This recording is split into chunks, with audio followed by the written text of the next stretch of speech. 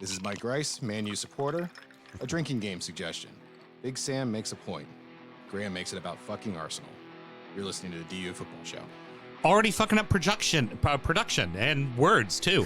I hit that really quick. I should have waited a second. Mel's gonna definitely have a comment on that. I'm sure she will. Yes, boys and girls, the inmates are running the asylum tonight. There is no Producer Mel. We're recording on a Sunday. Everything's fucking crazy. That means we can do what we want. Let's start the show. Born in the land of Bowie, Maryland.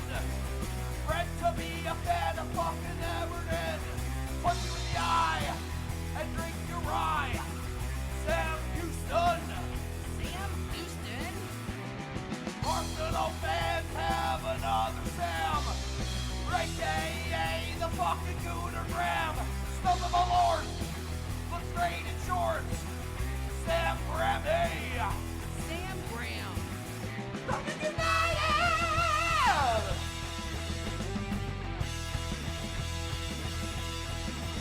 Fucking United!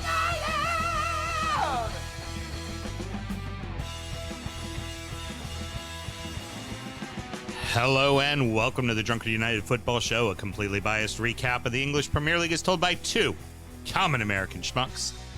I'm your host, Sam Houston, and across the way from me, doing his best vanilla ice this weekend, my co-host, the man with the... Oh, fuck! Mr. Samuel Graham. How you doing, buddy? Pretty good. I'm glad you. I'm glad you recorded yourself when I walked in after full time in your game. Listen to that voice a little bit carefully. Oh, fuck! That does not sound like... Yeah. Okay, we want to talk about what a fuck. What the fuck is what a fuck? Oh, what a fuck! Let's hear that again. Oh, fuck! Oh, come on now. Fucking insanity. It's brilliant. So how's your weekend going, buddy? Weekend's going pretty good so far. Good. You know what else? Not too bad. You know what else Producer Mel's going to do too? She's going to come through and fix the intro that I didn't fade out as well. Right. So, already off to a bumpy start here. Woo! That's all right. Sports. It happens. Yay, sports. We're recording at the sports. DU Public House just outside our nation's capital. You can check us out on all podcast platforms. Please be sure to rate, subscribe, review, and share with a footballing friend. Should you want to chat with us, there is many ways that you can.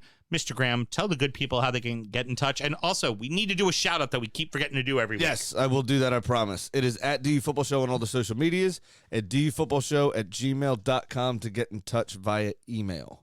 There's other ways to get in touch with us as well. We'll go over throughout the show, like our Patreon and our Drip Shack, which will, I'm sure, get a mention here at some point. That's ways to support us, not ways to...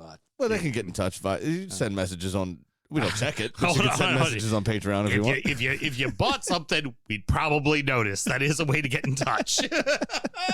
The other thing, though... We're whores. Yeah.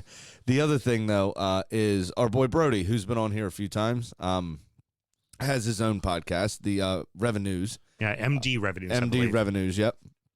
So, for basically the comptroller's office, state comptroller's office podcast.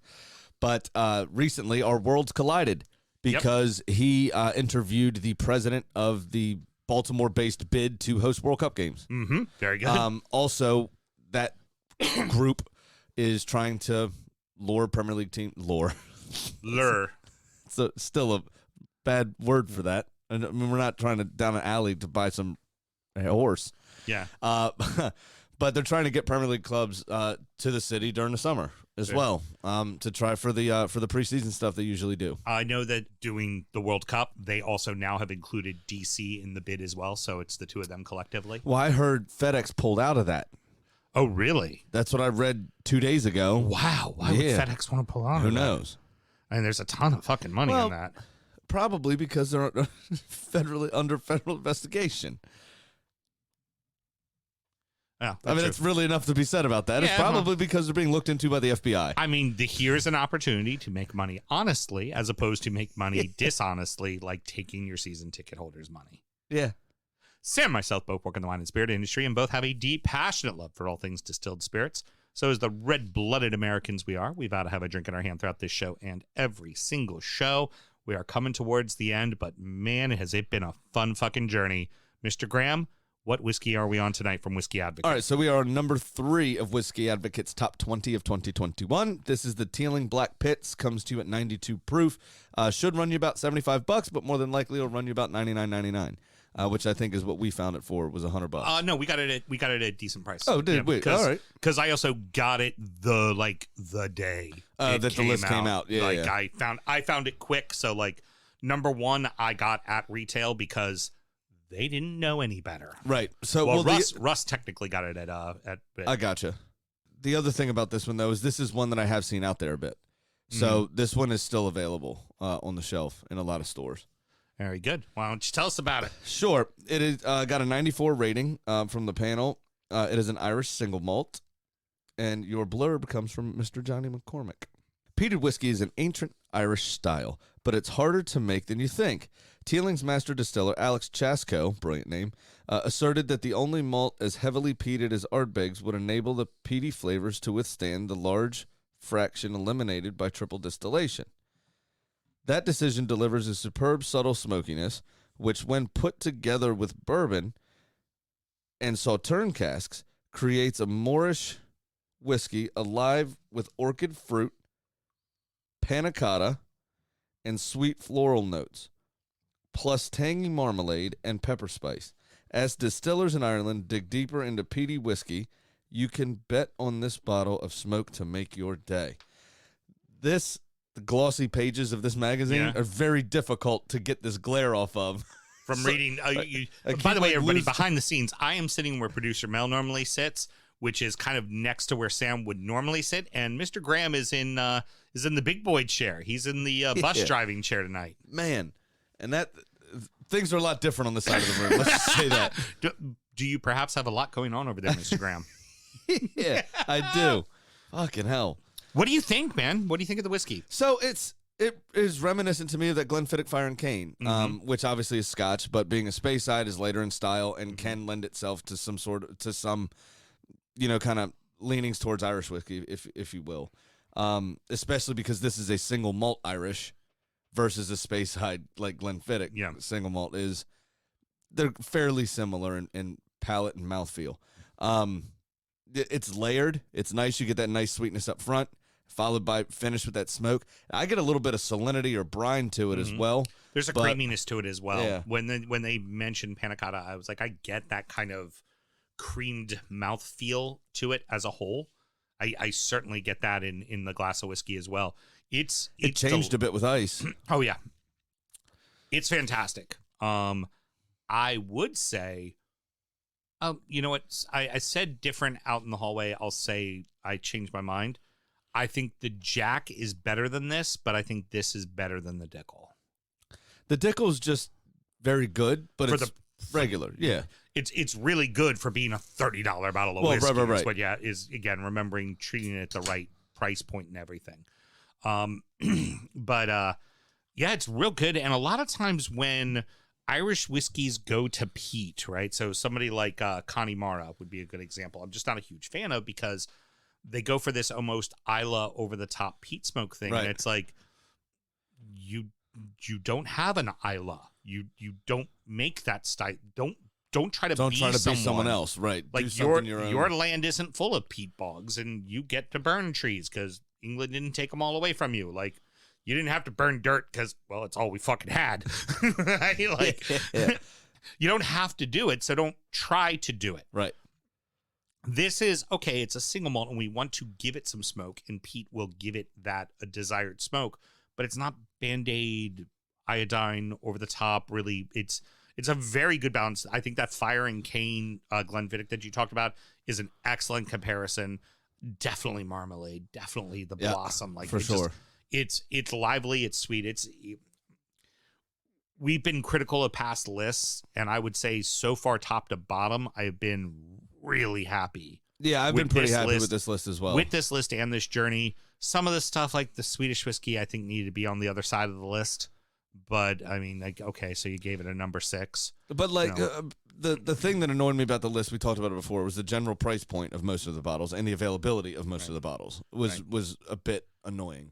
Yeah, Fitz didn't need to be there. Like it's a unicorn bottle already. Right. Now, but although somewhat of a unicorn bottle, but it's only a unicorn bottle because only geeks know about it, that Wild Turkey definitely deserved to be on the list because most people only think of Wild Turkey 101, and they need to know that Wild Turkey Does some pretty good fucking bourbon. makes some magnificent shit. Yeah. Like when you find their higher end stuff, God damn, sorry, Russ, it's really good. Yeah, for sure. Yeah. I wanted to actually bring in a little injury time piece to this real quick, where we normally rate and review our beers. How does one find injury time, Sam? Sure. Glad you asked. It's patreon.com/Steve Football Show, actually. And if you just sign up to the one simple $5 tier, you could get both of our extra shows. It's Soundcheck, our pre-show show.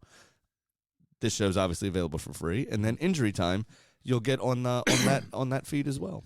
Don't let it be said that I didn't fill in for Mel admirably, because that was an opportunity to have you plug it, which she would have done exactly what I just did, that little softball serve. Here you go, Mr. Graham. Yeah. And I would have rolled my eyes, of which I'm now rolling my eyes and hating myself like a true Evertonian should.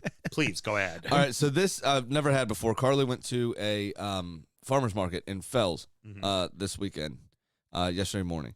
And she found this brewery there. They're from way up Harford County in Whiteford, Maryland. Okay. Never heard of it. It's about a mile or two from the PA border. I was Just going to say, in my world, I might have to go up there sometime. It's all the way up there, that little red dot. Heard. It is called Slate Farm Brewery. So they had a couple of styles there. I have their hazy IPA, which I'll review later on Injury Time properly. But they've got this one, which is their Resist Lager. 5.1% by volume. 100% of the proceeds from the sale of this can will go towards fighting Putin or towards humanitarian aid for Ukraine. Fuck Putin. Right on the side of the says, can. Fuck Putin on the side of the They used can. a V instead of a U, but yeah. Love basically. it. Yeah, it's just brilliant, and I'm super happy they decided to do this. And they called it Resist Lager. So Let's get a picture of the front of the can there, too. gotcha. Love it. So there you go. It's let me taste it. It's great. It's clean. It's a Czech style lager. Yeah, it's nice and clean. It's Eastern European. It's a Drink your Pilsner face off all Urquell. day. Yeah. Pilsner Urquell Stella Artois type of just nice, clean, little bit of hop to the back end of it. You know, Yep. That's probably the biggest difference when we talk about those Eastern European lagers versus the Like the English stuff and or even in American stuff. like a There's a lot more Budweiser. roasted malt in Right. our stuff Yeah. and in the UK stuff. and the stuff over in the Czech has a little bit more of a hop bite on the Correct. back Yeah, end. yeah. But I thought, I wanted to bring attention to this brewery for doing something pretty fucking awesome. Yeah, And, 100% of the proceeds. That's 100% of the proceeds. Yep. a little bit of lemon in that too. Take a second sip, Sam. I get this like little bit of lemon citrus bite on kind of the front of my tongue. Yeah, I could see that, like rind. Yeah, a little rind. Mm-hmm. It's actually very well executed beer. Yeah, I thought it was very good. And I'd never heard of them before. Oh. So they were at the Fells Point Farmers Market pouring beers up and selling them. Oh. So pretty cool. They got a tap room. I guess they do music and stuff there as well. They have a restaurant in the tap room. But it's way up by the PA line. Well, it's But very, very cool stuff. And I wanted to bring attention to it because they're doing something pretty awesome, with the donation and everything else. have to find out if that's more Central County or over towards Havre de Grace. Because if it's Havre de Grace, I don't go there. But if it's Central County, I go there. So I'll go up. Where's Harvard of Grace? Havre de Grace would be. I could take a look here. All right. No, it is not. So Havre de Grace would be, see where the river Over by is the right river. there? Yeah. So this is more over here. Yeah. I actually have a couple of accounts right up in that area. Okay, so cool. I might swing my ass by there then. Yeah, so I thought it was pretty cool, and I wanted to bring attention to it and let everybody know, too. This is something we do on Injury Time. So there is something for beer lovers as well. So sign up to that Patreon. You said doo-doo. That we do. Yeah. Doo-doo. Sorry, I'll use a synonym. I'll use a synonym for doo-doo here shortly. Or you'll say, The Dolphins. fuck. I don't know, maybe. All right, brother, let's get into it, man. Oh, we did forget to say. Yeah. We're going to share the link on our Twitter as well, at DU Football Show, for the Maryland Revenues. Excellent. Very Yep, good. we did forget that part of the plug. And what else should one always do? Remember to drink responsibly. Going to be hard to do without Melissa here. All I got to do is go to bed. Jobs for the day. Put chickens up, go to sleep. That's it. That's legitimately Yeah. it. It's all I got to fucking do. So we're going to actually do it a little bit differently today, Sam. Okay. And what we're going to do is, instead of going through the midweek and then the weekend, all the storylines twine. We're getting more towards the end of the season, and X's and O's are fine to talk about. We could talk about goals that were scored, but that's not really what the conversation should be. No, unless it's a Granit Xhaka Thunderbolt. Right, exactly, which you'll have that opportunity to do. And you'll be glad to know, Mr. Pro Arsenal Agenda on your shirt there, that we are going to lead off with the good old Pro Arsenal Agenda, because what we have is the first storyline I want to get into is a very classic rivalry, and one that a lot of people that have listened to our show don't understand the importance of, because, let's face it, time has passed it by from where it was. Right. But it was two teams, and it was huge. And right now, those two teams are heading in opposite directions. Arsenal 4, Chelsea 2. Arsenal 3, Man United 1. Liverpool 4, Man United 0. Yep. What a fucking week to be a Gooner. Damn straight. Ooh, to be. Ooh, to be. Oh, my goodness. It was fucking great. I see what you've written here. You're a dick. I'm about to say that right now. It is the exact opposite of what you normally do since I started following the Premier League in 2010, which is typically when you have important games against important rivals, you bend right the fuck over and take it, and you fuck it completely off. And you found a way. You were at the bridge, right? Oh, yeah. We were at the bridge, and I think Antonio, sorry, not Antoine. I always want to call him Antoine Rudiger. I don't know why. Antonio Rudiger wasn't there. Mm-hmm. So their Chelsea's defense was massively out of sorts, and he's kind of the organizer, the dad of the back line, if you will. Oh, absolutely. And without him, they were a shambles. They were all over the place. Couldn't make decisions properly. They couldn't pass amongst themselves. I think it was Christensen, maybe the first goal from Eddie Nketiah, laid a very short back pass back. It was horrendous. And when Rudiger's there, that doesn't seem to happen. They seem a bit more together. Obviously, that was different against Brentford, that one-off game. But when Rudiger's included, they're a lot more organized and together. Right. And he wasn't there, and they weren't, and we took full advantage of it. I mean, it's Eddie Nketiah's first couple of goals in the Premier League this season, I think. He scored a bunch in the Carabao Cup, but his first couple Premier League goals, I believe. And we were just on it. And what we couldn't do for the 3 games prior, right? Everything clicked. What was it? It was Southampton, Brighton, and who else did you lose to? Southampton. Palace. It was Palace. Yeah, 3-0. Palace put it on you. Then it was Brighton. Then it was Southampton. Yeah. You lose to those 3 teams in a row, and then promptly kick the shit out of Chelsea and Manchester United. Yeah. Now, I will say, but that's what we have with kids. It's a young team. Yeah. There's going to be ups and downs. Well, they clearly understand the important games, which is good. That's a good thing, because now your coach can teach them to realize we'd be in 3rd fucking place right now if you all didn't fuck off those 3. Well, he can make them run a little harder at training and fight them a little harder at training. And the players will respond to it because they'll go, yeah, you're right. Well, we could be in 3rd right now. The other piece to that, too, is if you look at the manner, the Brighton game is a little bit of a one-off. But at Palace and at Southampton, we were up in every statistical category. Mm-hmm. Possession, overall shots, shots on target. Fraser Forster stood on his head against us. Right. Well, and in the Palace game, Palace just made you fucking pay. Well, right, exactly. Palace more so the man on the sideline who knows you very well made you fucking pay. Well, you know what they say. Well, he knows the club. He knows the club. Yeah, he does. But so I wasn't super worried. I was a little disheartened, obviously, because we could be in 3rd, yes, but we also had relinquished 4th place basically to Tottenham. Now, we just got it back this week now, but forget about the last 3 games. You just beat Chelsea and Man United. Oh, yeah. That's I'm just saying the manner of those performances, I wasn't super worried. I wasn't concerned. I knew we were going to bounce back. I just didn't know if it was going to be in these 2 games or not. And it was fucking phenomenal. Suddenly, fucking phenomenal. Nketiah, We finally closed a game out. Nketiah playing for a contract. Yeah. How many times? He's by the way, we'll have another person, praise Jeebus, that also apparently is playing for a contract as well. How many times have we gone in front against these sorts of opponents and then not been able to hold on to the game? Oh, Done something stupid, right? Granted, was it Liverpool? We were 0-0 in the 65th minute, and then Gabriel gets sent off in the semifinal. Or Xhaka got sent off in a different game when we were up 1-0 and then ended up losing 2-1. Wolves maybe or somebody like that. How many times do we do that? Right? We went in front, we got pegged back, we took the initiative again, right, and went up. It was excellent. It was excellent. It was very proud of my boys this week. You tried to give it away.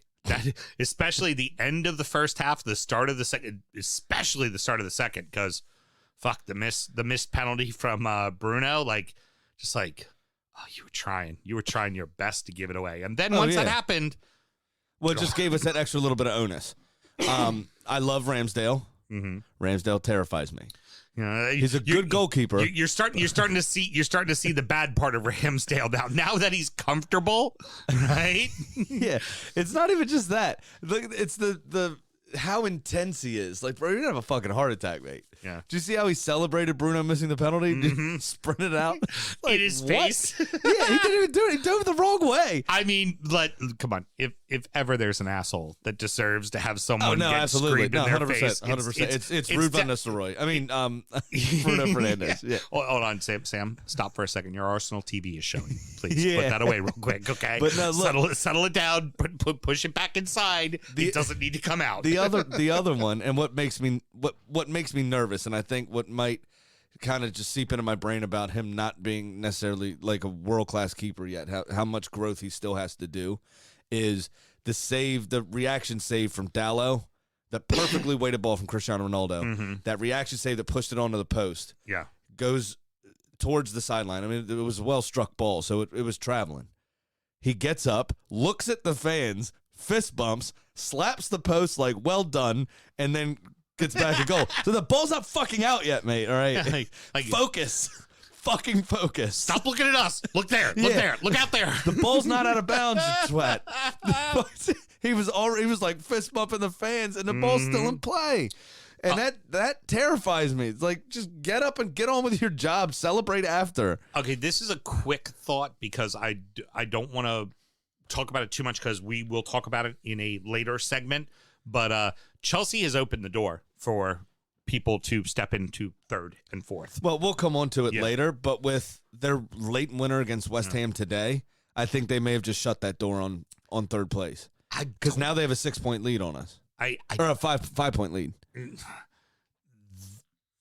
Their next trip is to Everton, where Everton drew them at the Bridge, and Everton's now desperate. I think that's going to be a couple of points lost, if not all three. It absolutely could be. Like, there's room for a fuck up, and you still have a game in hand. That's true. Our game in hand, though, is against Tottenham, which is a toss-up. It's anybody's game. Right, which we'll talk a little bit about that when we get into that segment as well. If you were going to have a criticism about your team from this week, what would it be? Nuno Tavares' knee slide. Mm-hmm. Absolutely horrific. I thought he injured himself. I was going to say, as much talent as there is in Nuno Tavares, there's a lot of room to still learn. There's a lot of helter-skelter involved in him. A lot of mistakes. And we've said this time and time again with especially young players, but players that are quite fast. Trent Alexander-Arnold is one of them. Andy Robertson seems to stick to his task pretty well, right? But Alexander-Arnold, Kyle Walker, we've talked about in the past, where they're fast enough to recover, so they skint their defensive responsibilities. And they think they're okay. Right, because they're able to catch up. Right. Well, now Kyle Walker's 30 or 31 or whatever, maybe at that half step slower, that somebody's able to keep pace with him, so he can't recover anymore. You know, Kieran Trippier used to do that as well when he was with Tottenham. Well, Serge Aurier thought he had that speed, and just didn't. Right. It just fuck the defense. I don't care. Where do I play? Right back? Sure, right forward. I would say for you guys, plug and play as far as the middle of the field goes, is good, right? You're fine. I'm surprised it took so long to get El Neni into the fucking frame. Then also, and I keep saying like crazy, and I'm going to mark it down again. Another one, 2502. Houston. Yay. I think what it is a lot of your ums are coming while you're writing. Yeah. Because you're losing your train of thought while you're trying to... It comes when I'm going into it. Yeah. The thing I was going to get is center back wise, like you really do need Gabriel and White to be the guys. Yes. But you have capable backups. Center of the field, you have capable backups. Your wingers, you have capable backups. You have good people you can plug in and play. And guys like Martinelli, Saka, Odegaard, and Pepe, like all these guys are interchangeable. Emil Smith Rowe. Right. Yep. Yeah, ESR, that's the one I was forgetting. All these guys are interchangeable. You really do need an out-and-out striker. You need that, which is important.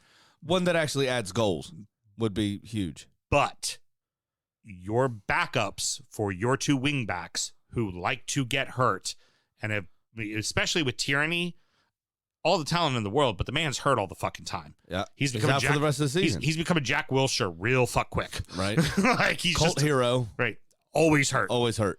That if Tomiyasu came back, which is positive and helpful. But if there is a thing that needs to be fixed, it is who is the backups for Tomiyasu and Tyranny. And Tavares is good. I think Tavares maybe get a different backup and let him maybe go play for a Fulham when they come up. Right. To kind of First get season, all that shit out of his system. Let me tell you something. Marco Silva's not going to be the one to teach that. I'll tell you that right now. He needs to go wherever Sean Dyche lands. No. Heard. Now looking at Manchester United. Is this the most embarrassing week in Manchester United history? I don't know about that, but it's close. It's really fucking bad, man. It's not good from them this week. Take City out of the equation. Mm-hmm. Historically, the two greatest rivals to Manchester United are Liverpool and Arsenal, and you lost to them 7-1. You got your ass kicked by both of them. I'm in 18th place, and I'm glad I'm not a Manchester United supporter this week. Yeah. So that's how fucking bad it is, man. So this week for Manchester United is what we usually see in mid-February from Arsenal, traditionally. Mm-hmm. Champions League exit in the quarters, right? Usually to Barcelona or Bayern Munich. Right. Lose the Carabao Cup semifinals or quarterfinals at that point as well. And then turn around again and drop 2 games in the Premier League, and we're out of the title race for sure. That's traditional for the 20 years I've supported Arsenal almost. That's our February or March week where everything goes to shit. Everything goes to shit. So Manchester United are finally experiencing that. Couldn't happen to a better club. I will say that. And traditionally for Manchester United, in even recent history for Manchester United, this is the one where you get a 1-1 draw and then beat you guys 2-0. Right. For no good reason. And then we all go at the end of the season. How the fuck are they in third place? Yeah. Why are they in Champions League? Exactly. You know what we're not going to be saying this season? Why are they in Champions League? Why aren't they in Europe? What we're going to say is, why are they in the McRib Cup? I would love Manchester United to have to go. What was it? Bodo Glimt or somebody? Yeah. Who did Roma have to go to that's like in the Arctic Circle? Yeah.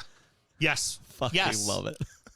Yeah. It'd be brilliant. That is exactly what, pardon me, I see happening for them. I don't know if they have hats warm enough for Eric Ten Hag's egg to stay warm all the way up there. We'll get to him in a second. I do want to, real quick, before we jump into anything else, I do want to mention, oh, no, never mind. You have it there at the end. Yeah, very good. Forget there we it. go. Yep, I will, trust me, that was definitely going to be mentioned by the end. For sure. Maguire sent to the bench because, keep it classy, fucking Manchester United fans, you're fucking threatening to kill him.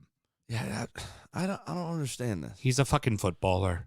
Seriously? Well, the other thing, a threat on someone's life is a crime. Mm-hmm. Yeah, a threat on someone's life is a crime. Why would you do that?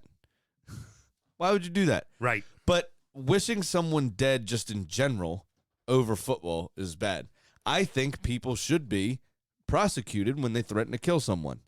Now, if they want to say something along the lines of, I hope you have a heart attack, fucked up? Yes. Crime? No. So, in that sense, that's a little better. Yeah, exactly. You want them to drop dead? Go for it. Look at me even getting out time cues. Don't worry about it. I can see it. Oh, I just felt fucking suddenly for getting it done. But wishing someone dead because they suck at football is ridiculous. How about all of those idiots that are sending those emails? Take a look in the mirror. Guess who you don't play for? Mm-hmm. Manchester United. Right. Guess who didn't pay $80 million for you? Manchester United. Probably riding the bench for your Sunday league team if you even play. Mm-hmm. So the fact that you're wishing someone dead for footballing reasons, kill yourself. And you maybe make £40,000 a year. Right. Kill yourself. Fuck off. Right. Stop How about it. you kill yourself since your fucking football is so bad that no one gives a shit about you? And it's absurd. I am interested to see, because I think we're going to have to take a very close look at Manchester United Twitter this week and figure out how in fact do the fans blame both of these losses, especially the one to you, on Harry Maguire. Right. Yeah. Although I did like the there was the meme that was floating around of him on the sunny bench in London. Yeah. He did have a really funny face on. Yeah. It just looked like hurt and confused. So the other fun meme that I saw was the lineup against Manchester United for Liverpool. It was the whole lineup for Liverpool, and then at the very top was Maguire. Harry Maguire, yeah. That one was very funny as well. I like the one with David De Gea in the interview, and the quote says, "Do you think Mo Salah is the most difficult player you've ever played against, most skilled opponent?" You know, he goes, with all respect to Mo Salah, Harry Maguire is actually, and I play him every week. Very good. So he's my most difficult opponent. All right, so Ten Hag takes over as the. I wish he was hung like 10. Yeah, it's Ten Hag. Ten Hag, takes over as the manager of Manchester United. If you flop that around, hang 10, Hang you're 10. surfing. Yeah, exactly. Pretty much what Manchester United did through this week. So great, another hire. Now, so yes, another hire, but Does this mean anything? yes, I think it does, but it won't mean anything unless they give him the fucking time. So apparently they've also got a proper sporting director coming in. They've also going to have a director of recruitment as well. What's Thor Ragnarok's job going to be? I don't know if he's going to be there. Because when he's supposed to be in a front office Yep. role was Well, the whole point. It was a consultancy role. Okay. So it wouldn't surprise me if he's not there at all. If he just parts ways in the summer and they cancel those 2 years of that contract. Then you have to assume there's a big payout. And the only reason I'm sure. why Ragnarok came to go do it was just so he could Now, get fucking paid. Whether or not it's as big as Alan Pardew's payout from Newcastle, I don't know. I mean, because Alan Pardew's is up there with Bobby Bonilla. Mm-hmm. We're coming up on Bobby Bonilla Day, by the way, here soon. June 1st? Well, in Baltimore, the Bobby Bonilla Day is not the big one. The big one's Albert, don't call me Joey Bell Day. Yeah. When he got that monster payday as well. Yeah. Because both of them were smart enough to go, yes, $1 million the rest of my fucking life. Yeah, defer it. Yep. You don't have to front load me. Just pay me $1 million. Defer it. Yep. And every year they get to look at their bank account and go, oh wow, I just got $1 million. I just got $1 million fucking dollars. Let me take this $100 bill and go have a wank. That's pretty fucking great. I like that. Now, as we talked about the classic rivalry of both Arsenal, Liverpool, and City, I mean United, that the relationship that they share, we need to turn our attention to City in this regards and say, hey, City, both Arsenal in their building and Liverpool in their building at the 7-minute mark stood up on their feet and applauded for a minute fucking straight because their bitter rivals and arguably one of the greatest players in the world, a guy who could be hell for them, they honored and respected the fact that as a father, he lost a child, and they applauded him. Yep. You all... Liverpool actually also rang out, "You'll never walk alone." Yeah, yep. Insane. I couldn't believe it. Yeah. Yeah. I started crying. It was like when we saw are now. Brent, so like when we saw Brentford the opening day of the season and how they all came together for what was going on there. It's that respect is the type of respect that your parents teach you. It's just you're supposed to do that. No one needs to earn that. Yeah. You just do it. And City couldn't figure that out. City, you hooted and hollered during a moment of silence for the Hillsborough massacre, which is just fucking horrid.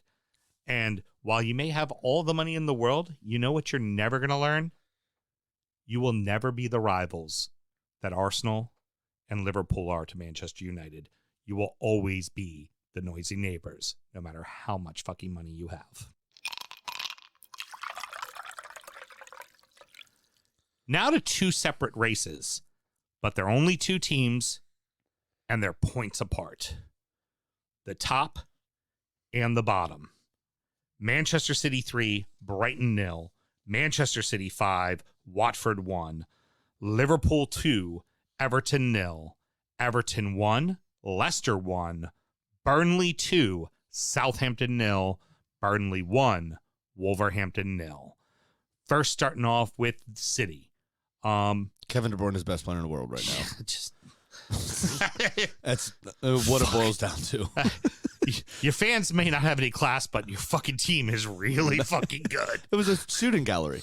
Jesus. It was, and Kevin De Bruyne was just spraying passes for fun. Yep. Especially in the Watford game. Mm-hmm. Just spraying passes for fun. I mean, Gabriel Jesus will never score an easier goal than that header.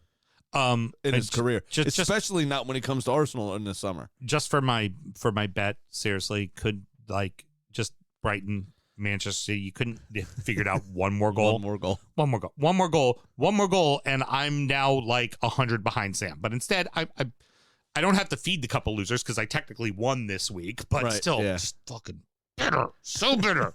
How you could get one more goal? Brighton kept it close in the first half, and then it just went all City. And you know what? It's both of these games just kind of antithesize what City is and why I don't think City's going to relinquish the lead. It doesn't matter what Liverpool do. Liverpool, for the second time in 3 seasons, are going to lose the league by 1 fucking point. Yeah, with a better goal difference. Yeah, they're going to lose the league by 1 point because City ain't fucking this off. Well, the only way they do, I think probably the trickiest game for them, I agree with Rebecca Lowe on this. They play Leeds away in between the 2 legs of the semifinals of the Champions League. That's next week's game. Exactly. So midweek, if they have like a weird 0-0 or they lose 1-0 to Madrid because the Champions League is so important, they may fuck Leeds off at the weekend.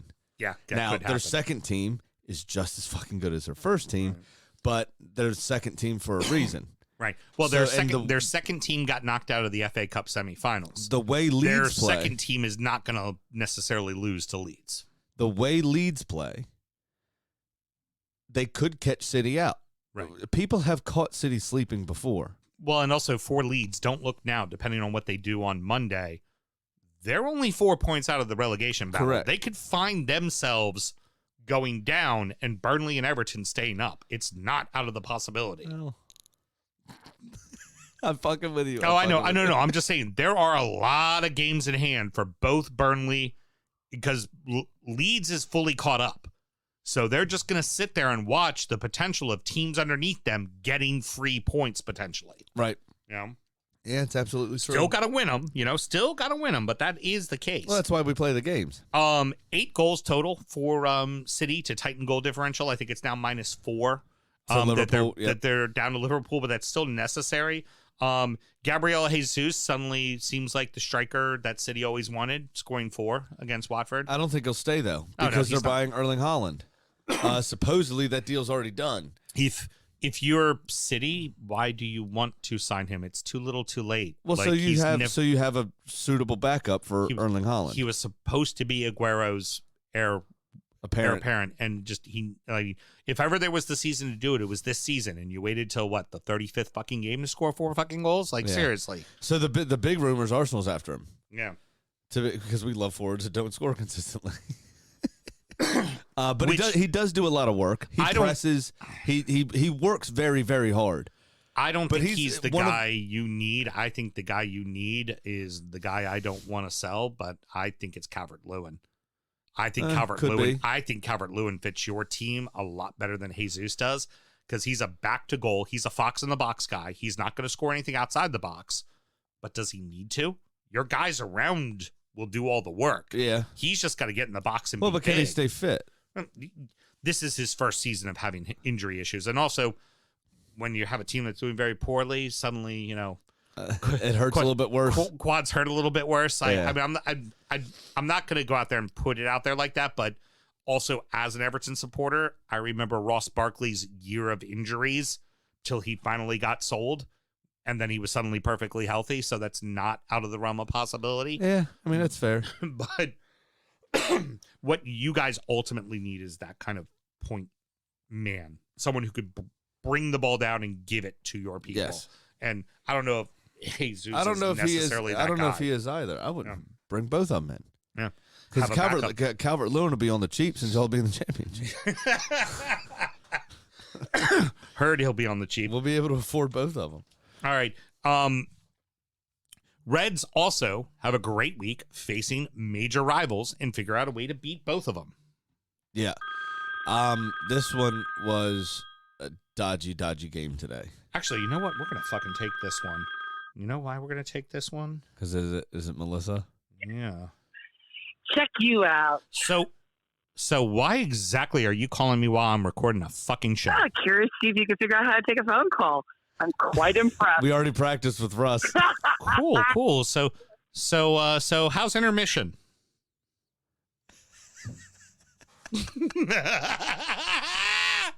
Brilliant. That is brilliant. I'm waiting for the text back that goes, fuck you. Perfect. There were actually apparently a couple of missed messages from her as well. Anywho, let's get into it. Liverpool fucking doing exactly what they need to do. Big rivals get wins. Yeah, so Manchester United is obviously a state right now. That game was pretty fucking easy for Liverpool. Weren't really in any sort of bother whatsoever. Dominated from start to finish. Manchester United offered next to nothing in that game. By the way, I got it's intermission. How are you doing? I'd call ... but laughy face.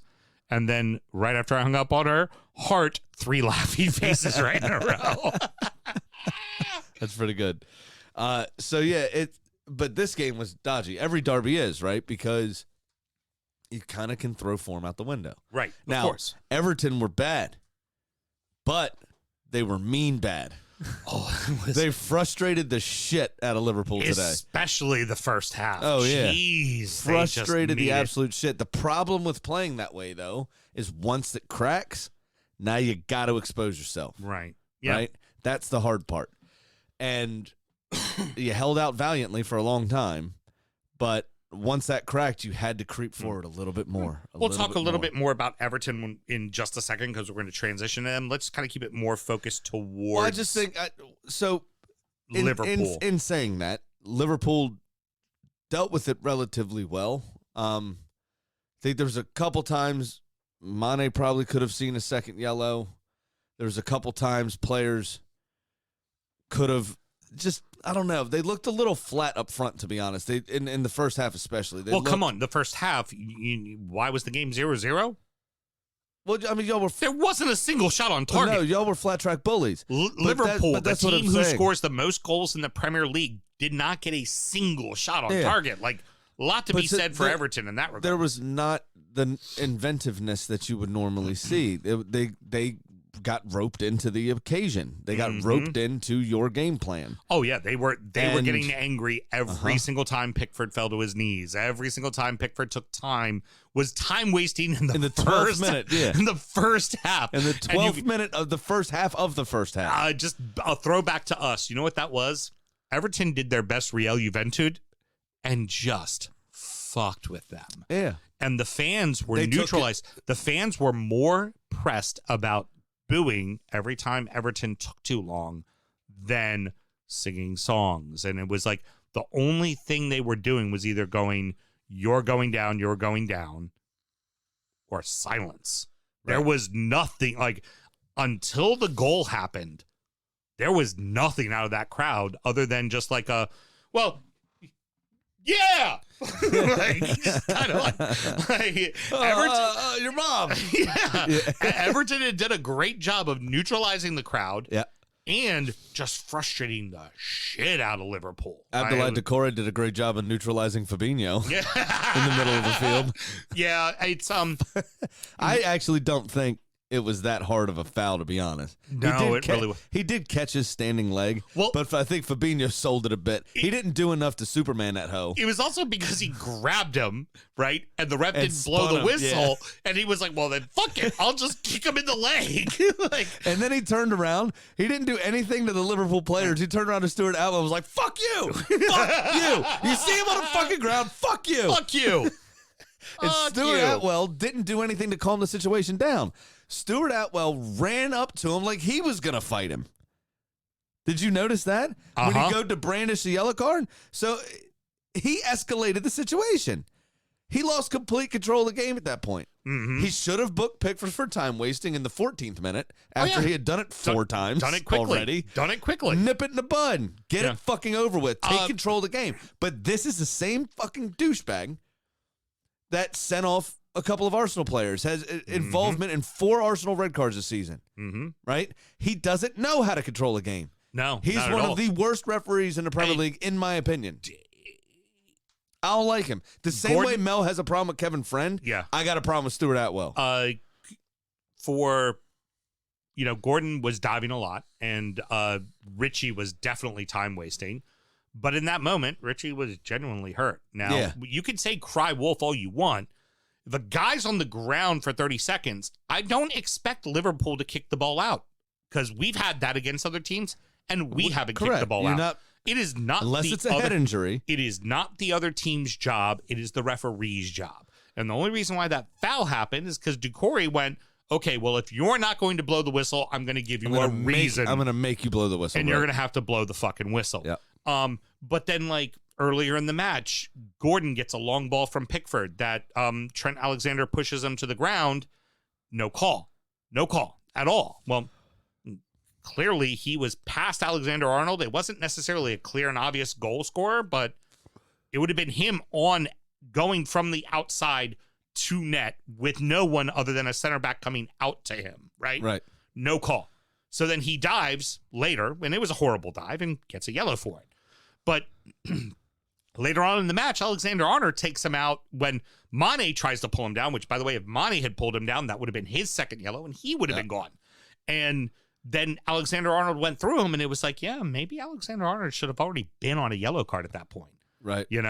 And But to that though, ifs and buts of no, of course. shake your nuts or whatever. But what it comes the down, thing what is. it comes down to is the bigger whole is me not bitching about calls, more so me saying, hey, look, fucking this ref had zero control of this match. No, it was terrible. None. But None. because you And- could say Richarlison should have gotten a red for the thing on the knee with, was it Thiago or somebody? No, it was Henderson at the It was end. Jordan Henderson. Henderson. Well, but what I'm saying, no, hold on. What I'm I'm saying with is you. studs on the knee, right? Yeah. But then he kicks out afterwards. Right. Like they'd already made the connection, and then there was a separate movement again to Right. stamp. But that stamp Like a came, push But that stamp thing. came from what? A Henderson fucking foul. It Well, right, yeah, but and, how many- And also, let's face it, What's we the all oldest want to adage in sports? Right, you always see the second thing. referee always sees the reaction, Mm-hmm. not the initial incident.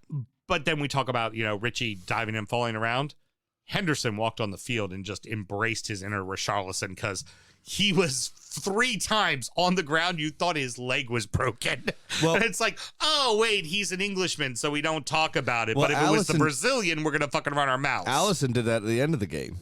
Did his yeah. best Pickford. That was fantastic So- when he did that. So Yeah. next season, when you all have to play 75 games, Yeah.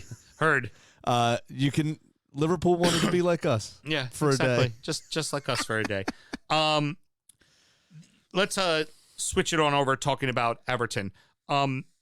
Everton get a point at the death against Leicester, but they also missed 2 very good opportunities. Yes, This is really more 3 points lost than 1.1. absolutely. Now you're Same. I completely agree with that. And but it's also at the same time you look at it and you go, okay, we drew Leicester and we barely lost to Liverpool, and we were in most of that match.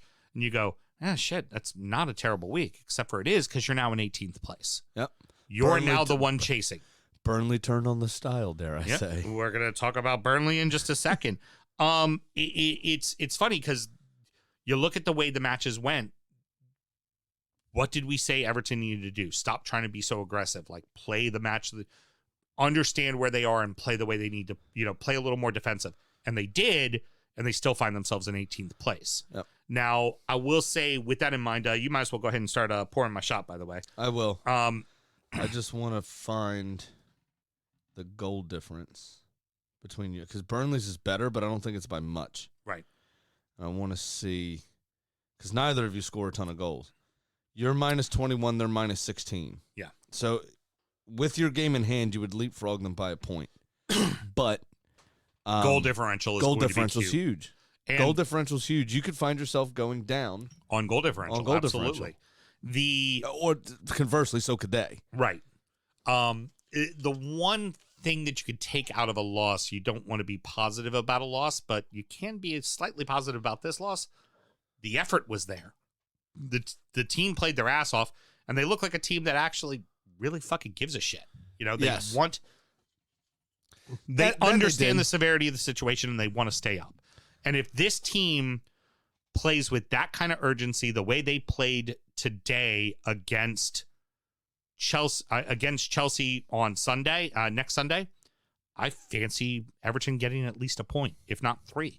Yeah. Because Chelsea ain't playing well right now. Well, and I don't know how long Rudiger's out for or why he was out necessarily midweek, but it's a good time to play them when they're not firing on all cylinders. Right. That being said, a lot of what's fucked you this season, too, has been some of the attitude of your players. Right. So Michael Keane getting stupid red cards, back-to-back performances for him. Richie getting a stupid red card here or there. And then the injuries. So who's fit, who's available, who decides to keep their head? Keane wasn't back-to-back. It was John Joe Kenny got one, then Allen got one, then Keane got one. But Keane got sent off when he got back from suspension. No, he wasn't on suspension. Well, he got a red card, so he was suspended for at least a game. It was John Joe Kenny who got the red, then it was Allen that got the red, and then Keane got 2 yellows. We've had this discussion multiple times. You keep thinking John Joe Kenny and Michael Keane are the same thing. All right, well, all white people look alike. What do you want me to do? All right, so I'm going to ask you this question, and then you can ask me. I'm going to go ahead and do my shot of Malort. It's the fucking derby. I don't have an issue with doing this shot. The boys played their fucking asses off today, and I was proud of what I saw out of them. All right, that's good. I assume the question that you wanted me to do was... Do Everton go down? Do Everton go down? I would like to think not, but there is a very real possibility that they will. And Burnley are obviously picking up points at the right time. The same week that you drop points. Right. It's gonna be very fucking close. I agree. It's going to be very fucking close, but I don't think Everton go down. And in fact, I'm bullish on it because this was the week Burnley had to get everything straight. It all went perfect for them. We talk about how we have the worst away record in the league. The second worst away record in the league is Burnley Football Club. So I like to see how they do on the road. They have tough matches as well. Mm-hmm. And I'm bullish enough to think that the final game of the season won't even matter. I think it'll already be determined. You better hope so, because I don't want to be in a position where it's my club that relegates you. Yeah, true. That would suck. Very Especially true. Like... And before anybody asks, the show will go on. There will still be a show. And Championship Corner will be handled by me if that happens. But Alan's going to be in instead. No, it'll be a club on the rise. It'll be great. I will drive the bus. We will get to that club on a rise in a moment. This is exactly the week Burnley needed. Yeah, it is. You were at home for 2. Yep. Southampton not really playing for anything, but Wolves did still have a glimmer of Europe or McRib Trophy.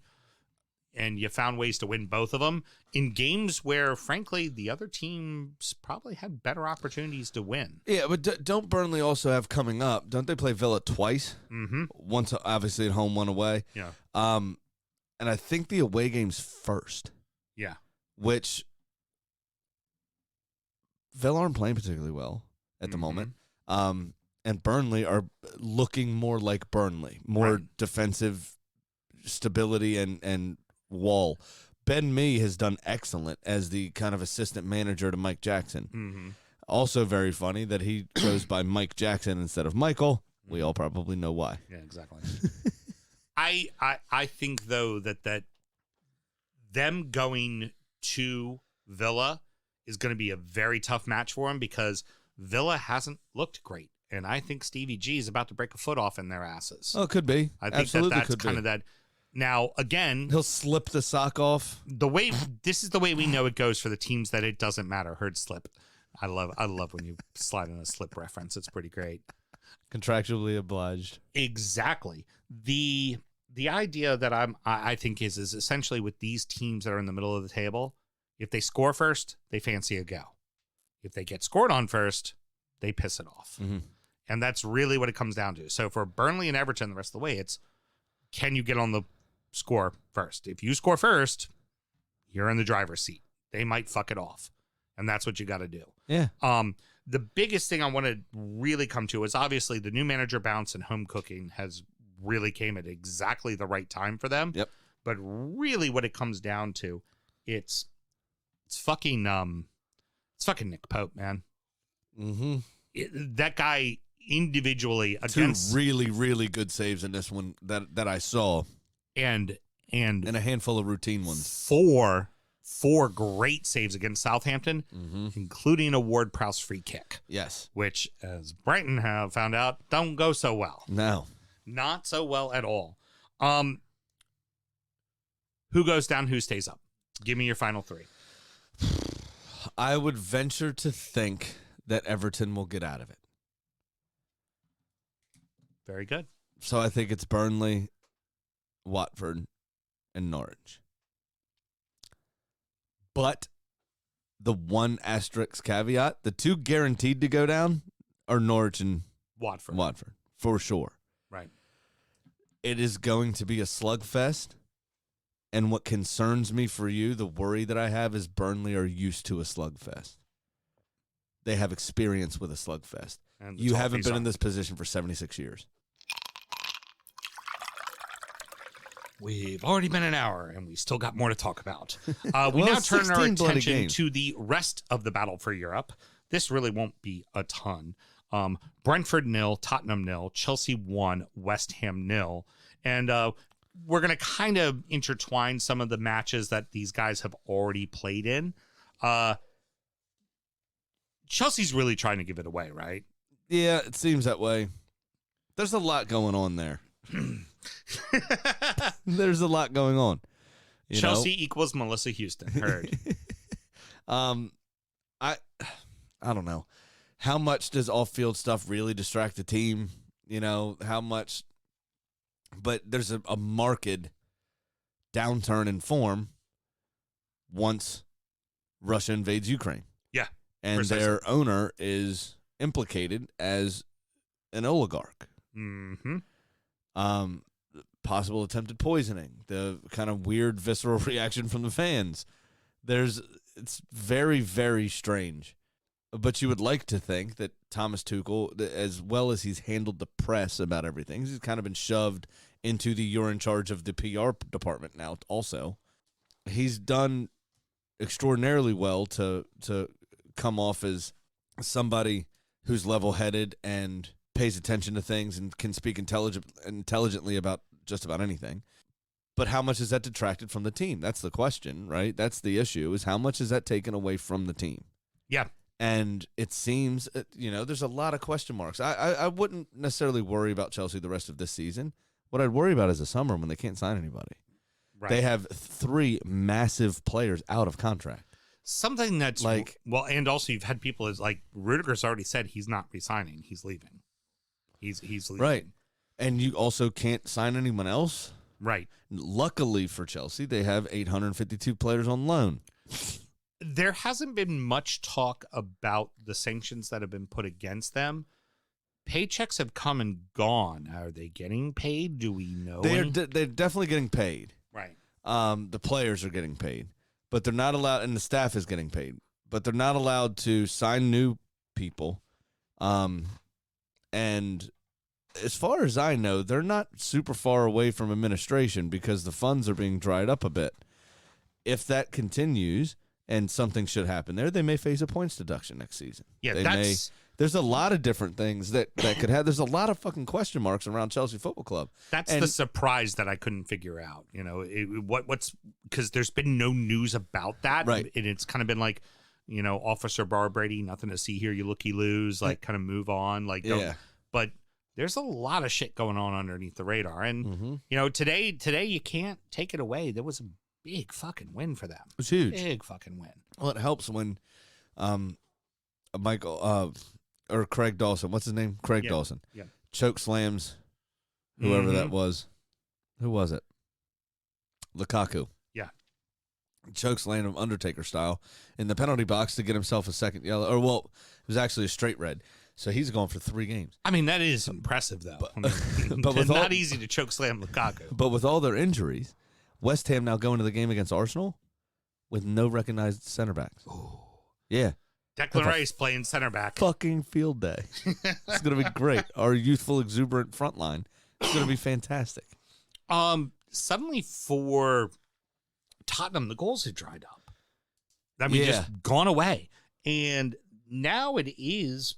Honestly, it comes down to the derby. It's the North London derby. Like that's going to determine who's fourth place. They also still have to play Liverpool or City. I can't remember which one, but they have to play Liverpool. They still have to play Liverpool, so that you could feasibly see that's another loss.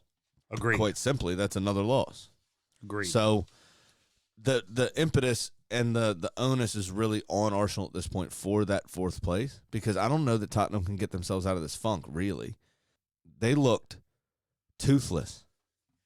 They can't score goals. They can't score goals right now. Absolutely toothless at Brentford. They didn't have a shot on target at Brentford.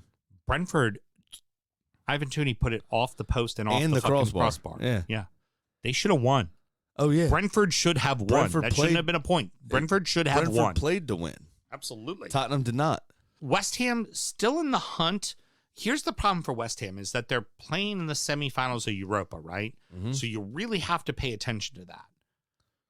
And you go, okay, well, if we don't succeed in the Europa, at least there's Europe. Well, keep fucking around and there won't be Europe. Right. Because Wolves are only 3 points out. They're not so... All they need is for you to slip up and for them to get a win, despite Wolves. When we'll get to them in a second, it just... That's the fucked up part, right? Is they don't have a very deep squad. So when they pick up these injuries, they pick up these cards, they do these things, you have to prioritize one competition over another. And they are prioritizing the Europa League. And I don't necessarily think that's a bad idea. The reason I say that is because West Ham have been so long without European football. And they are definitely safe, right? Yeah. The only player really concerned about leaving is Declan Rice, which Souček, find somebody else to be serviceable. Somebody like Yves Bissouma, that'd be a step up for him from Brighton, right? Yeah. So you could find somebody serviceable that could do a job, won't be as good as Declan Rice. Ja'Cory when we get relegated. Exactly.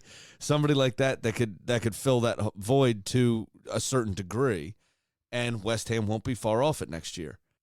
No. So why not go for it? Yeah. Why not give it a fucking go? Yeah, very true. You know what I mean? And if that gamble pays off, you're in a fucking Champions League. Well, good news. Moving on to Wolverhampton. As long as Wolverhampton plays on the road, Wolverhampton's going to lose because they just lost 2 in a row.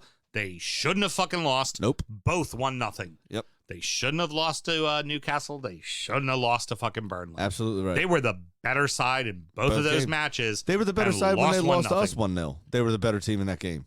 We snatched it off of them because for whatever reason, they can't score goals. Don't know what it is now, but they can't score goals anymore. Yeah. It's Jimenez is misfiring. They've had some other injuries across that front line. João Pedro hasn't really done much. There's a few players there that were producing in the couple years prior that now are not. One thing that they have done that should probably have a payoff in the future, Silva's starting to play a lot more now, and he's not scoring, but at some point you got to start getting that kid bedded in, and the not scoring now probably equals goals next season. Yeah. Because he's playing. But for them, I kind of see them. Feels like 8th place is just going to be where they are, and they're just going to miss out. But I think we all thought they were going to take a step back, and they ultimately really did take a big step forward. Right. Yeah, I would tend to agree with that. Yeah. Rounding out the rest of the league, and so that happened. Newcastle 1, Crystal Palace 0. Newcastle 3, Norwich 0. Leicester City 0, Aston Villa 0. Brighton 2, Southampton 0.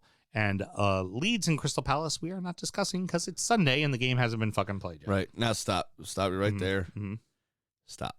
Mm-hmm. Joel Linton scored 2. Heard. Holy shit. Oh, hold on. Sam, would you say stop, collaborate, and listen? Ice is back with a brand new invention? Because, I saw your Facebook Live. Yeah. I caught a lot of shit for that Facebook Yeah. Live, too. A lot of people on my balls about that. Wild. Newcastle, the joke they were at the beginning of the season, and they're now in 9th. Sole possession of 9th place. They're in the top half of the fucking table. I have one thing written. Newcastle in 9th fucking place. Yeah. I can't believe it. I cannot fucking believe it. Eddie Howe has done a tremendous job there. Manager of the year. And mostly... I'm sorry, manager of the fucking year. He's manager of the fucking year. And mostly with the same squad. Yeah. Mostly with the same squad. And that team may finish in 13th. It all depends on how things go. And, they may fuck it off and whatever. I don't see them getting to 8th place, but it doesn't matter. I don't think they will. I think this is one team where Dubai time won't exist. Yeah. Because the Saudis have so much fucking money that if they don't play themselves into Eddie Howe's plans, they will be gone. Yeah, we'll just buy someone else. Exactly, because they can now. Oh, where Ryan, they knew before. Ryan they could Fraser, you want to fuck off? Fine. Fuck off. They could do whatever they wanted before because they knew Mike Ashley wasn't going to replace them. Yeah. If you still had a contract, you were good to go. Maybe that's why Joe, Linton, his government name, Linton, Joel, started scoring goals because. Oh wait, shit. He's been an unsung hero. Oh, absolutely. He's played very fucking well. I've been super impressed with him over the last few games. But it's with Newcastle, it's such a meteoric rise from where they were, and conversely, and we'll of course talk about it in Championship Corner a little bit. Well, really not much because we're trying to focus on the playoff places and the top of the league. And the bottom of the league's pretty much been determined. When Steve Bruce took over at West Brom, they were 5th. Yeah. Now in 12th. Yeah, exactly. Job done. Yeah, job done. Boing, boing. Allow me to see the following. I got permission from Mel because Mel and I watched this game as, I don't know, fucking 25,000 goals were being scored in all the other matches yesterday. Was Leicester City and Aston Villa played a professional football match in the English Premier League this weekend. Yeah, fair. That happened. On to Brighton, Southampton. Can I tell you something? Mm-hmm. Whenever Steve Bruce gets announced as a new manager of club, you know what all the fans do? Mm-hmm. Oh, fuck. Look at you with the production. I just wanted to push a button. And the self-deprecation. Oh, fuck. All right. Brighton off to an early lead. Looked like they're going to take care of it. Oh, wait. James Ward-Prowse. Yeah. Fucking hell.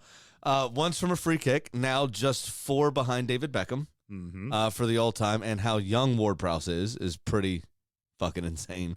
I would venture to say he's better than David Beckham then. Yeah. He's going to do it and do it prior to Beckham's age. If we stay up, I see us overpaying for him because we need a set piece. We need a set piece person, and we need a little more depth in the middle of the field. I absolutely see us going in and paying like $50 million for him, which is probably 20 to 30 million too much. Right. Yeah, for kind of a one-trick pony. Yeah. Even his second goal, Oriol Romeu had the little back heel there, but it was so slow. Yeah. The ball was almost not moving. It was basically another set piece. Yeah, from the same position. Pretty much. But yeah, that was an excellent performance by him. Brighton, kind of the architects of their own demise in that situation. getting off to such an early lead and then grabbing that second goal, really could have done more and done well to shut up shop at that point. Just didn't. And they were made to pay for it. Yeah. Potter's safe, Brighton's safe, but expectations next year for Brighton are going to be much bigger. Expectations for Potter are going to be much bigger. I expect to see some spending coming out of Brighton, but it doesn't necessarily mean success coming out of Brighton. No, I could also see some sales of some core players. Mm-hmm. Yves Bissouma. There's now links with Manchester United because they need somebody in the center of midfield. Mm-hmm. With the Declan Rice possibility, there's West Ham being talked about. We're still being talked about, so we can have some cover for some of these guys as well. Because Lokonga, his last few performances, he hasn't really looked up to snuff. Good, not ready yet. Right, exactly. Yeah, not ready yet. So Yves Bissouma would be the perfect person to partner. And Granit Xhaka is more than likely leaving Arsenal this summer. Mm-hmm. Be the perfect person to partner Thomas Partey in the middle of the field. And finally, like I said, Leeds and Crystal Palace play tomorrow. This big match for fucking Leeds. Because if they don't win, they're only 4 points away, and they don't have games in hand. The other two do. Right. You could find yourself just all suddenly at the end of the season going, how the fuck did we finish in 18th place? Yeah. Sure money. All right. Sure money. I fucking lost again. Yeah, I'm you not did. even doing the intro. Fuck it. I lost again. I'm now down $116. yeah. Yep. It's really actually happy to lose this week Right, because you because bet your I bet team my to draw. team to draw and they won instead. Yep. So perfectly fine. Couple losers is I'm happy. Yeah, pretty much. Yeah. I'm happy. Very well That's said. pretty good. But we will still make a bet to help better inform you on yours. Very So, good. Sammy, what you got going on? Well, so I hit over the weekend, but I missed on the midweek. Obviously, I just needed one more goal. Liverpool well covered the 2.5 over Manchester United, or just 2.5 total. And then I needed 3.5 total out of City and Brighton, and they only managed to get me 3, so I missed that, and that would have been 419. But I did have City with a total of over 4.5, and well, there were 6, means Daddy hit, and that was plus 491, so plus 391 to the good for the week. I am still down, but I am only down $838. Big Sam's Lock of the Week. I know you love round numbers. 22.2% of the time. It works 100% of the time. I am going to take a 4-way parlay of favorites this week. Liverpool over Newcastle, Tottenham over Leicester. That's a tough one. Yeah, That's what got me the odds. City over Leeds and Arsenal over West Ham at plus 443. Okay. Yeah. Huh. Interesting. So Pat can't join us today, so I got it. And now, it's time for our degenerate gambling friend Pat's Pick of the Week. And he titled his email 0-8. Well, I'm in a huge slump. It's pretty hard to pick every game right. It's almost as hard to pick every game wrong. That was the text I got from him today. He was like, dude, I'm on the verge of getting every fucking game wrong. Yeah. I've dropped more than $1,000 in 2 weeks, and I'm only up $516. So I'm going to... Still up. So I'm just going to place a 2-game parlay for $100 next week. First, I've got Wolverhampton over Brighton at plus 180, and then I'll take Chelsea over Everton at minus 170. That'll pay out at $345, and hopefully get me going in the right direction again. You guys have a great rest of your weekend, and I'm going to go grab a hot dog and beer at PG Stadium and watch the Bay Sox whoop up on the Akron Rubber Ducks. See ya. Oh, they're not the Akron Arrows anymore. They're the Rubber Ducks now, apparently. Rubber Ducks. Woo. Can't think of a more uninspiring mascot for a team. Well, that would be the world of fucking minor league baseball, the crazy ass name. So the funny one is Savannah no longer is a minor league team. They're now like a college wood bat team, right? Okay. So like collegiate players who are soon going to get drafted, because a lot of the minor league system got downsized quite a bit Right. During COVID. And they do a bunch of like geeky things, like they'll wear kilts on the field and they do dances and shit. And Well, minor league baseball's super famous for those weird stadium nights. on the sides of the field, not on the field. Like the Savannah Bananas, their claim to fame is they're TikTok famous because they do like the pitcher will do a dance and then throw the pitch. Like it's like, wow, this is what you all are willing to do to try to get to the bigs. Okay. Well, and what's the one thing that a Major League Baseball team does not want? Right. A pitcher does a wee jig before he throws the ball out. Exactly. It's Very fucking much so. weird, man. All right, well, what do you got, stud? All right, so as I said, I'm down $116. I have a 4-way parlay, and one of them is what kicked my odds up, obviously. Mm-hmm. I've got Chelsea to beat United, Liverpool to beat Newcastle, Villa over Norwich, and Palace to beat Southampton. That's the toss-up. Yeah. Plus 1255 Wow. FanDuel gave me. Nice one. Yeah. Okay. I think it can happen. Palace are in a pretty rich vein of form at the moment. But I didn't like Southampton's comeback here this week. And now that makes me really nervous. Got you a little nervous. Yeah, and the bookies agree with me because they had, I think it was plus 270 for Palace, plus 110 for Southampton. So little nerve-wracking there, but that's the one that's gonna kick the odds up, so I had to do it. All right. Well, this segment sucked, and there's nothing to save it because the chicken talks to Mel. Chicken doesn't talk to me. Uh-oh. So I know the chicken won, so the chicken's 18-12, but I guess no bet from Kitty. And she's not betting this all week, of her huh? correspondences with Melissa because it's got to be a cold read from Mel. And Can we at least get the song? no, song's not even Fuck. on the board. God no chicken. damn. Gonna give me your best Atta boy. Championship corner. I've fallen and I can't get up. Oh no. So, I kind of misspoke last week. Yes. Wasn't counting games properly. Derby were already relegated. Yep. Which is terribly unfortunate. Barnsley as well. Barnsley as well. A valiant effort, though, from our boy, Wayne Rooney. Talk is he wants to stay. Yep, that's what he said. He wants to get him back He wants up. to get him back up. You're absolutely right. Fulham won 3-0 against Preston on Tuesday last week. Which Gives them the title, doesn't it? not they won the title Oh, when a they guaranteed promotion. right, and then they drew Bournemouth, which actually I believe then guaranteed them the title as well. Okay. So Huddersfield also beat Barnsley 2-1 on Friday to kind of stay in and around those playoff positions. Luton drew 1-1 at Blackpool. Not good for them. Bournemouth, Fulham obviously 1-1. Birmingham, Millwall 2-2. Derby got beat by Bristol City 3-1. Hull 3-0 over Reading. Nottingham Forest beat Peterborough 1-0. The Posh not looking very good at all. Sheffield United 1-0 over Cardiff to remain relevant in the playoff race. Stoke 1-0 over QPR for same reasons. Borough dropping points, which is not good. 1-1 to Swansea. And then Steve Bruce, 0-0 draw. Can't beat it.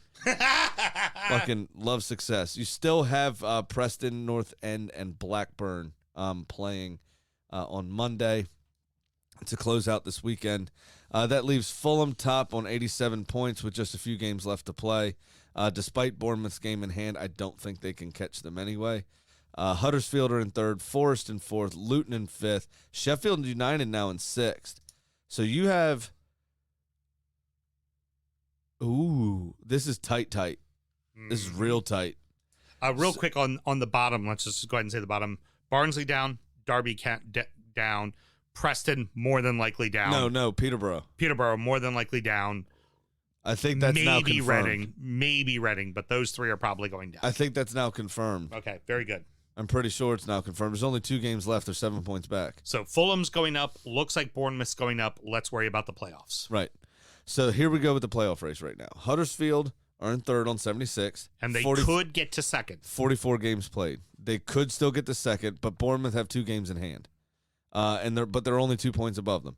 Forest on 42 games. They have 2 games in hand on Huddersfield as well, are on 73 points, so just 3 points back of them. If they win both their games in hand, they go up to third. They also could feasibly, if Bournemouth lose those 2 games in hand, they could go up to second place, Nottingham Forest. Luton are in 5th on 44 games, 72 points. Sheffield United are in 6th on 44 games, 69 points. Millwall, 44 games, 66 points. So Sheffield United has to be quite careful because Millwall could theoretically jump them and sneak into the playoffs. Absolutely. Middlesbrough have kind of fallen away. They're in 8th on 64, but they have only played 43 games. So they could get up to 67 points and be in 7th above Millwall should they win that game in hand. And then there's still 2 games left in the season to be able to sneak into the playoffs themselves. Probably unlikely. 48 games total, so there's only what? No, I think it's 46. So 567 games still to go. We're right Something near like that. the near the end. Close, yeah. Perfect. That's going to wrap it up, boys and girls. Sammy, any parting words? Just Manchester City, please remember to take note of how respect works. Right. That's it. That's how fans really act. Hashtag DBack. Yeah. Who needs Producer Mel? We got this shit, right? Until it comes to editing, which I have no idea How to do it. Yeah. No, honestly, we missed you dearly, Producer Mel. You are an integral part of this show, and we love you very much. Second that. That's going to wrap it up. Next up is Injury Time, where we talk about the beers we've been drinking. We check in on our adopted clubs, and we preview the next week's action. Should someone want to find Injury Time, Sam, how do they go about doing that? Patreon.com/DU Football Show. It's $1 $5 tier. You get all of our extra content, and I think you'd really enjoy it. It's a lot of fun. Excellent. Till next week, everybody. Sometimes takes a weird sexual turn, too. Till next week, everybody. Good night. Born in the land of Bowie, Maryland. Bred to be a fan of fucking Everton. Punch you in the eye and drink your rye. Sam Houston. Sam Houston. Arsenal fans have another Sam. AKA the fucking Gooner Graham. Smell the malort. Look straight in shorts. Sam Grammy. Sam Graham. From the United!